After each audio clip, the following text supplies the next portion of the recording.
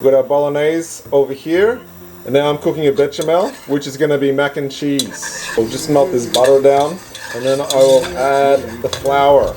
I've got some milk that I warmed up already. This is going to bubble up and thicken up real quick. And just keep whisking so I don't get too many lumps. Chuck in some pepper, some water out of the kettle.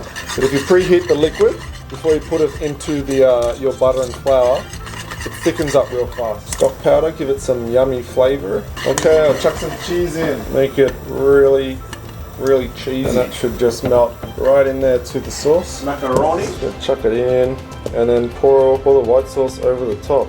And that's it. Just drown that. Bit of cheese on top. Chuck it in the oven.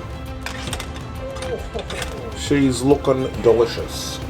It's not too bad. It's very Moorish. I just want to keep eating this now.